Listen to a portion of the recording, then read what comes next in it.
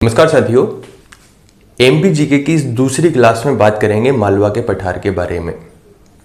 एक तरीका तो यह हो सकता है कि मालवा के पठार के बारे में इतना जान लिया जाए कि वो चीज़ें कुछ ज़्यादा ही हो जाए, लेकिन हमें पढ़ना है एग्जाम ओरिएंटेड। तो मैं कुछ बेसिक सी बातों को बताऊंगा, छोटा वीडियो रहेगा लेकिन एग्जाम ओरिएंटेड रहेगा।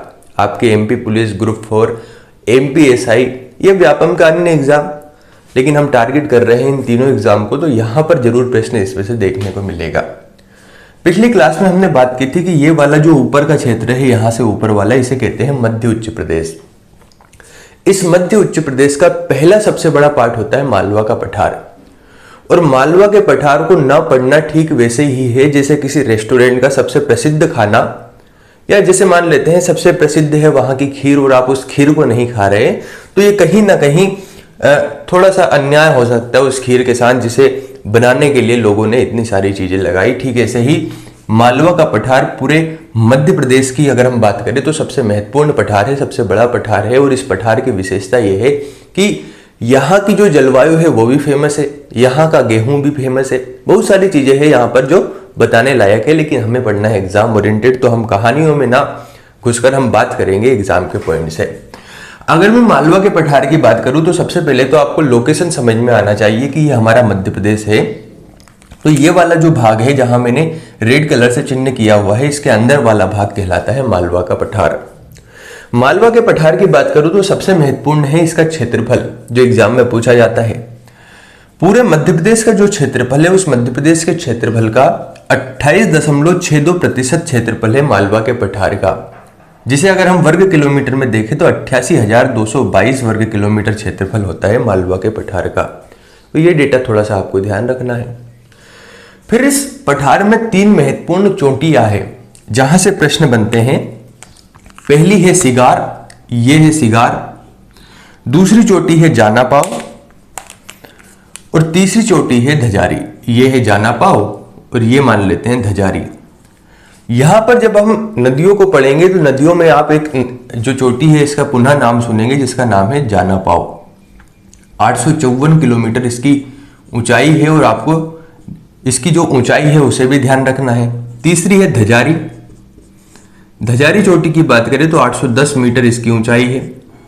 और ये है आपकी सिगार चोटी।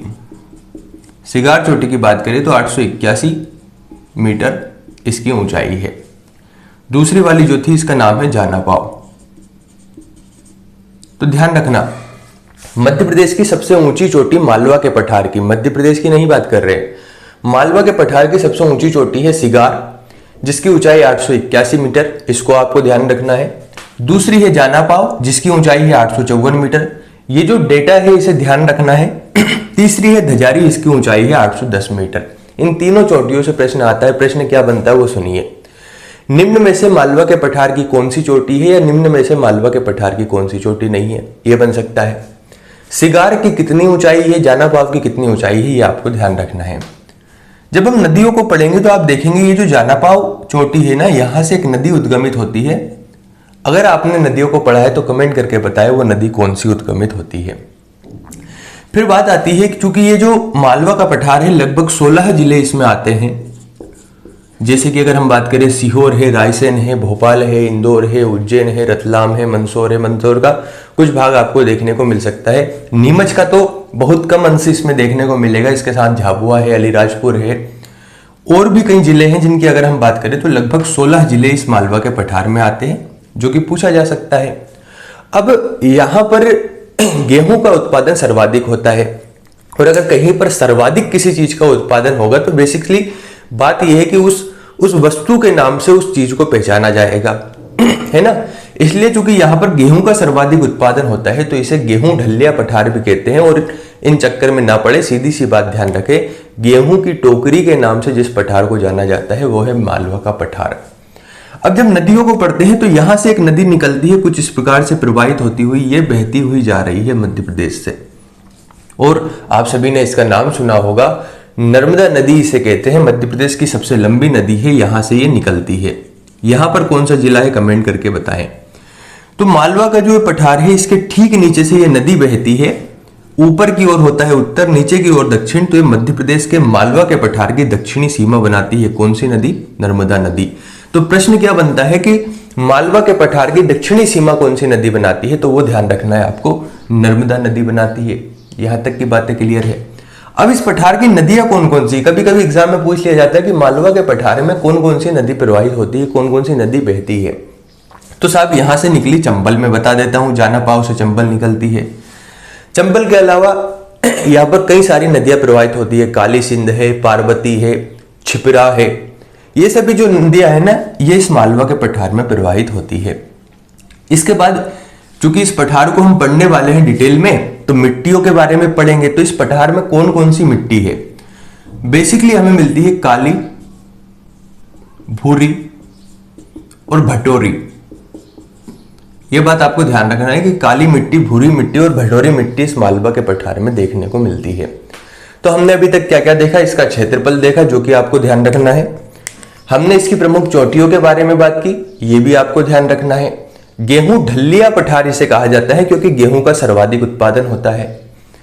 3 चोटियां सिगार है, जाना पाव है, धजारी है। जाना पाव से चंबल नदी निकलती है। मालवा के पठार की दक्षिणी सीमा नर्मदा नदी बनाती है।